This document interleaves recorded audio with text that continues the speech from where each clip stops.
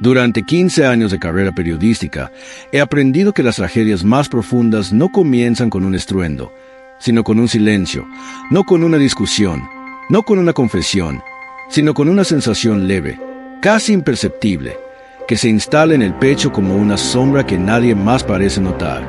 Así comenzó todo para Carlos Rivera. No el cantante admirado, no el artista ovacionado por multitudes, sino el hombre, el esposo, el ser humano que como tantos otros creía conocer su propia vida. Aquel día no había nada extraordinario en la agenda. Un desayuno rápido, un café que se enfría sobre la mesa, el sonido lejano de la ciudad despertando. Carlos observaba la luz entrar por la ventana de su casa como lo había hecho cientos de veces antes. Sin embargo, algo era distinto. No sabía qué, no aún. Solo sentía una fisura invisible, una grieta que no podía explicar con palabras. La rutina suele ser el mejor escondite para las verdades incómodas. Cuando todo parece normal, nadie sospecha que algo se está rompiendo por dentro. La vida construida sobre certezas. Carlos había edificado su vida sobre certezas sólidas, el amor, la lealtad, la complicidad compartida. Creía en el matrimonio como un refugio, como un espacio donde el mundo exterior no podía entrar sin permiso. Durante años, esa convicción fue su ancla. Su esposa no era solo su compañera sentimental, era su confidente, su apoyo emocional, la persona que conocía al hombre detrás del escenario. En entrevistas hablaba de ella con una serenidad casi didáctica. El equilibrio, decía, la paz. Palabras que ahora, vistas en retrospectiva, suenan como ecos de algo que ya estaba muriendo. Pero en ese momento Carlos aún no lo sabía. Lo que sí percibía era el cambio sutil en los gestos cotidianos. Respuestas más cortas, miradas que se desviaban con rapidez, silencios que se prolongaban demasiado. Nada lo suficientemente evidente como para acusar, pero sí lo bastante constante como para inquietar. Los periodistas solemos decir que el diablo está en los detalles. Carlos, sin quererlo, comenzó a convertirse en su propio investigador. El primer indicio fue un mensaje, o mejor dicho, la ausencia de uno. Durante años, ambos habían mantenido un pequeño ritual, un mensaje breve al mediodía, una frase simple, a veces una broma, a veces solo un corazón. Aquella tarde no llegó nada. Carlos no le dio importancia al principio. Todos olvidan, todos se distraen, pero el silencio se repitió al día siguiente y al otro. No era paranoia, era intuición, y la intuición, cuando se activa, rara vez se equivoca. Carlos empezó a observar sin preguntar, escuchó sin interrumpir, guardó sus dudas como quien guarda documentos delicados en un cajón que no quiere abrir todavía, porque abrirlo significaba aceptar que algo podía estar mal. Y aceptar eso era admitir que su mundo, cuidadosamente construido, podía derrumbarse. El nombre apareció de manera casual, casi absurda. Una conversación telefónica interrumpida, una risa contenida, un luego te llamo pronunciado con una suavidad que Carlos no reconocía. No era un desconocido, y eso fue lo más perturbador. Era alguien del entorno, alguien que formaba parte del paisaje habitual de su vida, un rostro familiar, una presencia que jamás habría asociado con traición. Justamente por eso la sospecha resultaba tan violenta. La traición no siempre viene de la oscuridad, a veces nace en la confianza. Carlos no confrontó. Aún no. Eligió el camino más doloroso, el de confirmar en silencio. Porque una acusación sin pruebas puede destruir un matrimonio, pero una verdad confirmada destruye algo aún más grande, la inocencia, la doble vida. Con el paso de las semanas, las piezas comenzaron a encajar. Horarios que no coincidían, excusas repetidas, cambios en la forma de vestir, en el tono de voz, en la manera de sostener el teléfono. Carlos observaba todo con una calma que no sentía por dentro. Era como ver su propia vida desde afuera, como si fuera un reportaje ajeno, una historia que estaba obligado a cubrir sin poder intervenir. En el escenario sonreía, cantaba al amor, a la esperanza, a la entrega. El público aplaudía sin saber qué. Detrás de cada nota había un hombre que se estaba desmoronando. La ironía era cruel. No hubo gritos, no hubo escenas cinematográficas. El descubrimiento fue silencioso, devastador, definitivo.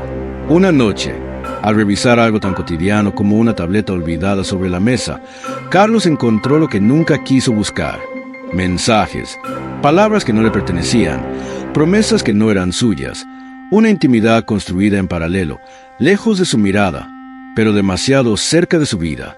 El nombre estaba ahí claro, innegable, el hombre inesperado. En ese instante el tiempo se detuvo, no por dramatismo, sino por incredulidad. Carlos no lloró, no gritó, no reaccionó. Solo sintió como algo se apagaba lentamente dentro de él. No era solo el amor lo que se rompía. Era la confianza en su propia percepción, la certeza de haber conocido realmente a la persona con la que compartía su vida. El silencio después de la verdad.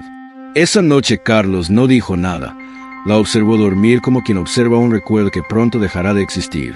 Comprendió que algunas verdades no necesitan ser pronunciadas de inmediato porque una vez dichas, ya no hay marcha atrás. Eligió el silencio. Un silencio pesado, cargado de significado. Sabía que el final ya había comenzado. No hacen ruido, no gritan. Simplemente se quedan ocupando cada rincón de la mente hasta volverlo inhabitable. Para Carlos Rivera, la verdad no llegó como una tormenta, sino como un incendio lento que avanzaba sin prisa, consumiéndolo todo por dentro. La noche posterior al descubrimiento fue interminable. No durmió, no cerró los ojos ni un solo minuto. Permaneció sentado en la penumbra del salón, escuchando el leve tic-tac del reloj de pared. Ese sonido absurdo que de pronto se volvió ensordecedor. Cada segundo era una confirmación cruel. Nada volvería a ser igual. Durante años, Carlos había creído que el dolor era algo que se podía cantar, narrar, transformar en arte. Pero aquella madrugada comprendió que existía un tipo de dolor que no se puede compartir. Uno que no encuentra palabras ni melodía, uno que solo se siente como un peso insoportable en el pecho. A la mañana siguiente, su esposa se despertó como cualquier otro día. Preparó café, habló del clima, preguntó por la agenda. Todo con la naturalidad de quien no sospecha que el mundo del otro ya se ha derrumbado. Carlos la observaba con una mezcla de incredulidad y tristeza. Cada gesto cotidiano, una sonrisa leve, un movimiento automático, se sentía como una representación teatral. No sabía si aquella mujer siempre había sido así de hábil ocultando o si él había sido ciego por amor. Hay una humillación silenciosa en descubrir que la persona que duerme a tu lado tiene una vida paralela, una intimidad que te excluye por completo. Carlos no preguntó nada. Aún no, porque preguntar implicaba escuchar respuestas que no estaba preparado para recibir. El nombre volvía una y otra vez a su mente como un martillo. No era un desconocido, no era una figura lejana. Era alguien con quien había compartido cenas, risas, conversaciones triviales. Alguien que había entrado en su casa sin levantar sospechas. La traición, entendió entonces, no siempre viene acompañada de maldad explícita. A veces llega disfrazada de cercanía, de confianza, de normalidad. Ese detalle lo destruía aún más. No se trataba solo de perder a su esposa. Se trataba de perder la fe en su entorno, en su capacidad de leer a las personas, en su propio criterio. Para un hombre acostumbrado a analizar, a observar, anticipar emociones ajenas desde el escenario, el golpe era doblemente brutal. La conversación ocurrió 2 días después, no por valentía, sino por agotamiento. Carlos ya no podía sostener el peso del silencio. No hubo dramatismo exagerado, no hubo portazos ni gritos, solo palabras medidas, rotas, cargadas de una tensión que se podía cortar con un cuchillo. ¿Desde cuándo?, preguntó él. Ella tardó en responder. Ese silencio fue suficiente para confirmar lo que Carlos ya sabía. La confesión llegó fragmentada, torpe, llena de justificaciones que sonaban huecas. Habló de confusión, de sentimientos inesperados, de errores. Palabras que suelen aparecer cuando ya es demasiado tarde. Carlos escuchó todo sin interrumpir. Cada frase era una herida nueva. Cada explicación, un intento fallido de suavizar lo imperdonable. Lo más devastador no fue el engaño físico, fue la constatación de que había mentido durante meses, mirándolo a los ojos, compartiendo la cama, los planes, las promesas. Después de la confrontación, algo se quebró definitivamente en Carlos. No gritó, no lloró frente a ella, simplemente se levantó y salió de la casa. Caminó durante horas sin rumbo fijo, atravesando calles que conocía de memoria, pero que ahora parecían ajenas. La ciudad seguía viva, indiferente a su tragedia personal. La gente reía, hablaba, seguía adelante. El mundo no se detenía por un corazón roto, y eso dolía aún más. Por primera vez en años, Carlos se sintió pequeño, vulnerable, perdido. Comprendió que su identidad, tan ligada al éxito, a la imagen pública, a la estabilidad, se estaba desmoronando.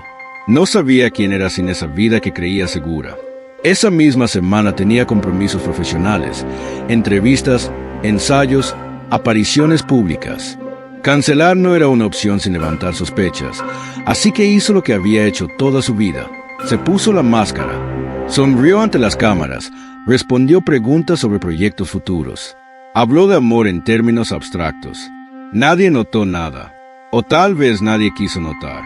El público aplaudía, los periodistas tomaban notas y Carlos sentía que actuaba en la obra más cruel de todas, la de fingir normalidad mientras se desangraba por dentro. La ironía alcanzaba niveles casi insoportables. Con el paso de los días, Carlos comenzó a no contestar llamadas personales. Evitó encuentros innecesarios. Se refugió en el trabajo como quien se refugia en una trinchera, pero ni siquiera la música lograba salvarlo esta vez. Las canciones que antes le daban sentido, ahora lo enfrentaban a su propio vacío. Cada letra sobre amor eterno se sentía como una burla, cada aplauso como un recordatorio de lo solo que estaba realmente. La traición no solo había destruido su matrimonio, había erosionado su capacidad de confiar, de entregarse, de creer. Una noche, solo en una habitación de hotel, Carlos se miró al espejo durante largos minutos. No reconocía al hombre que veía reflejado. Había cansancio en sus ojos, una tristeza profunda, densa, que no se podía disimular. Entendió entonces que no estaba atravesando solo una crisis matrimonial, estaba al borde de un colapso emocional. Y lo más peligroso no era el dolor en sí, sino la sensación de vacío que empezaba a reemplazarlo. Porque cuando el dolor se apaga, lo que queda puede ser aún peor. Sabía que el final se acercaba. No necesariamente el final de su carrera, ni siquiera el final de su vida pública, pero sí el final de algo esencial, el hombre que creía ser. La caída de una persona no siempre es visible, no ocurre de golpe ni deja marcas inmediatas. A veces es un proceso lento, casi elegante en su discreción, como una hoja que se desprende del árbol sin que nadie mire hacia arriba. Así empezó la tercera fase del derrumbe de Carlos Rivera, sin escándalos, sin titulares, sin explicaciones públicas. Desde fuera todo parecía continuar con normalidad. Giras, compromisos, contratos. Desde dentro, Carlos vivía una experiencia completamente distinta. Una existencia fragmentada, sostenida por hábitos automáticos y una voluntad que empezaba a agotarse. Había descubierto algo doloroso sobre su matrimonio. Lo había enfrentado. Había escuchado la verdad. Pero lo que nadie le había advertido era que el verdadero daño no llegaba con la revelación, sino después, cuando el ruido se apagaba y quedaba el silencio. Carlos comenzó a revivir mentalmente cada momento compartido con su esposa, pero ahora desde otra perspectiva. Las risas, los viajes, los planes a futuro, todo se resignificaba. No sabía que había sido real y que había sido una ilusión sostenida por la costumbre. Ese ejercicio mental era agotador. Revisar el pasado buscando señales es una forma de tortura íntima. Cada recuerdo se convertía en una pregunta sin respuesta, cada gesto en una sospecha tardía. Y lo peor no era descubrir que había sido engañado. Lo peor era sentir que había vivido una vida que ya no podía defender ni explicar. Carlos nunca había estado tan acompañado, ni tan solo. En camerinos llenos de voces, en pasillos repletos de asistentes, en cenas con colegas, sentía una distancia invisible que lo separaba de todos. Nadie conocía su estado real. Nadie sabía que tras cada sonrisa ensayada había un hombre sosteniéndose con esfuerzo. Intentaba hablar con amigos cercanos, pero las palabras no salían completas. ¿Cómo explicar una herida que no se ve? ¿Cómo resumir en frases breves la sensación de haber perdido el suelo emocional? Así que optó por callar, y el silencio, cuando se prolonga demasiado, no cura, aísla. Durante años la imagen pública de Carlos había sido una aliada. Le abrió puertas, le dio voz, le permitió transformar emociones en arte, pero ahora se había convertido en una jaula invisible. No podía mostrarse vulnerable. No podía admitir que estaba perdido. No podía permitirse detenerse. El público no perdona las grietas en sus ídolos. Los medios no saben qué hacer con el dolor que no encaja en un titular. Carlos entendió que su tristeza no tenía espacio en ese mundo y esa comprensión le empujó aún más hacia adentro. El agotamiento emocional empezó a manifestarse físicamente. Insomnio persistente, falta de concentración, una sensación constante de peso en el pecho. No era una enfermedad concreta, pero tampoco era normalidad. Los médicos hablaban de estrés, de sobrecarga emocional, palabras técnicas para describir algo profundamente humano, el cuerpo pidiendo auxilio. Carlos escuchaba, asentía, prometía descansar, pero no sabía cómo hacerlo. Descansar implicaba detenerse, y detenerse significaba enfrentarse a todo lo que había evitado sentir. Así que siguió adelante, incluso cuando ya no quedaba energía. La relación con su esposa se volvió funcional, fría, casi administrativa. Conversaciones mínimas, acuerdos prácticos, ningún reproche abierto, pero tampoco ningún intento de reparación real. Ambos sabían que algo había terminado, aunque aún no le pusieran nombre. Carlos no buscaba venganza, no buscaba explicaciones adicionales. Había comprendido que algunas traiciones no se superan, solo se aceptan, y aceptar también duele. Hubo una noche, no espectacular, no dramática, en la que Carlos comprendió que había llegado a un límite interno. Estaba solo, lejos de casa, sin distracciones inmediatas y por primera vez en semanas dejó de luchar contra lo que sentía. No fue un colapso visible, fue una rendición silenciosa. Se permitió estar triste, cansado, confundido. Se permitió admitir que no tenía respuestas ni fuerzas en ese momento. Esa noche no tomó decisiones definitivas, pero sí entendió algo fundamental. No podía seguir fingiendo indefinidamente. Algo tenía que cambiar. Lejos de significar una resolución, esa comprensión marcó el inicio de una etapa aún más compleja. Porque cuando uno acepta que ya no puede sostener una vida como antes, se enfrenta a una pregunta incómoda. ¿Quién soy ahora? Carlos no tenía la respuesta. Solo sabía que el hombre que había sido hasta ese momento ya no existía del todo, que la traición había abierto una grieta irreversible y que el camino que se avecinaba no sería fácil, ni amable. El final trágico no siempre es un acto repentino. A veces es una transformación dolorosa, una pérdida de identidad, una reconstrucción forzada. Y Carlos Rivera estaba justo ahí, en el punto donde ya no hay retorno, pero todavía no hay salida. No siempre hay una segunda oportunidad en la vida, ni una reconstrucción perfecta después del caos. A veces la reconstrucción es una serie de mientras tanto en los que uno sigue caminando con lo que queda de sí mismo, sin la certeza de a dónde se dirige. Carlos Rivera había llegado a ese punto. Ya no se trataba de sanar, de recuperar lo que se había perdido, ni siquiera de volver a ser el hombre que había sido antes. Ahora se trataba de existir en un mundo donde ya no podía confiar en lo que había construido. Después de meses de silencio, aislamiento y reflexión interna, Carlos comprendió que el fin del matrimonio con su esposa no era solo el cierre de una relación, era el cierre de una etapa de su vida entera. El hombre que había sido, el hombre que creía ser, ya no existía de la misma manera.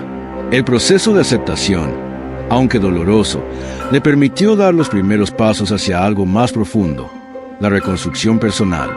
No porque el tiempo fuera a curar las heridas, sino porque había algo liberador en aceptar que no podía controlar todo lo que había pasado.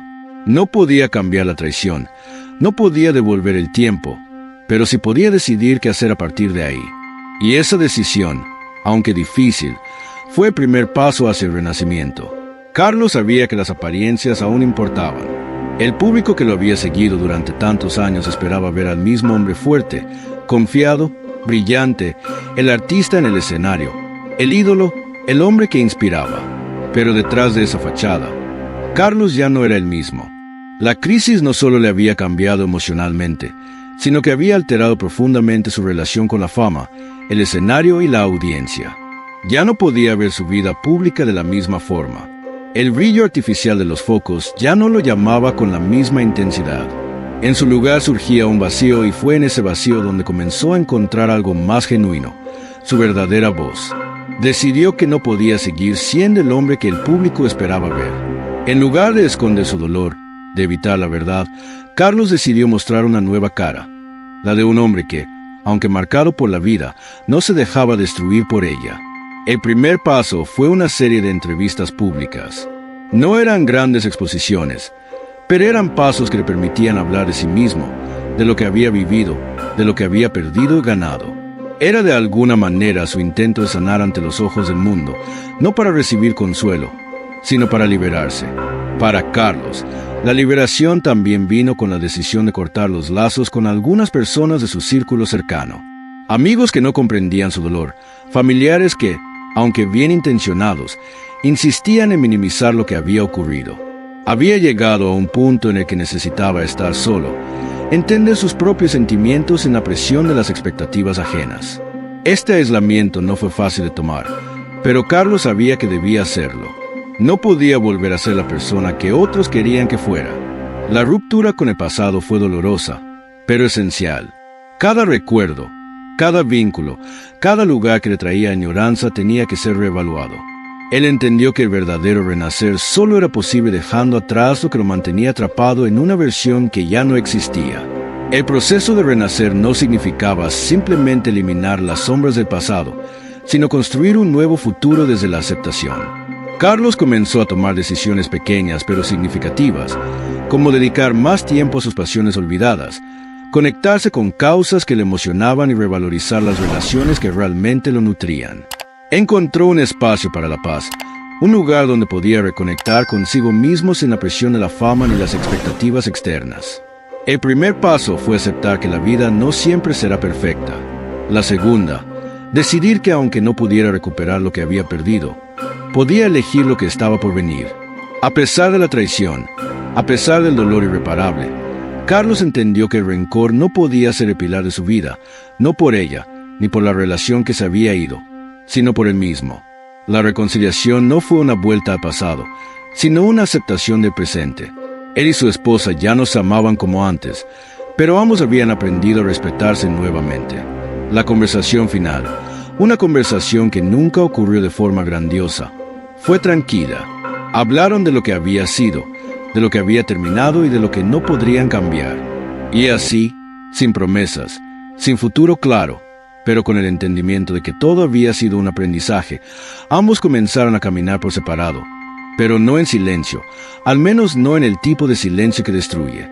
Carlos Rivera entendió que la verdadera tragedia no era lo que había perdido, sino lo que había temido, el hecho de que él mismo se estaba perdiendo en el proceso.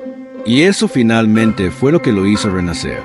En lugar de mirar al pasado, comenzó a mirar hacia adelante, reconociendo que la vida no estaba compuesta solo por victorias, sino también por derrotas. Cada cicatriz era una lección, cada lágrima, un paso hacia su autenticidad. El renacimiento de Carlos Rivera no fue rápido ni fácil. Fue como todas las grandes transformaciones, un proceso lento, doloroso, pero fue real y sobre todo fue suyo. El final trágico de su vida anterior no fue solo una pérdida, fue el comienzo de algo que, aunque incierto, le ofreció una oportunidad única, la posibilidad de ser finalmente el mismo. Carlos Rivera se ha embarcado en un viaje doloroso, pero liberador, en el que no solo enfrentó el dolor de la traición, sino que también se redescubrió a sí mismo. La vida, ya no construida sobre mitos de perfección, sino sobre heridas y amargas verdades, le enseñó a ver el mundo con una nueva perspectiva. Al salir de la sombra de su examante, Carlos comenzó de nuevo construyendo a partir de los fragmentos de un pasado herido, un futuro que podría no ser perfecto, pero sí auténtico. A través de esto, comprendió que renacer no se trata de regresar, sino de aceptar el pasado para alcanzar un nuevo camino. A veces, solo cuando todo se derrumba podemos ver que la verdad sobre nosotros mismos es lo más importante, y aceptar el dolor es el primer paso hacia el renacimiento.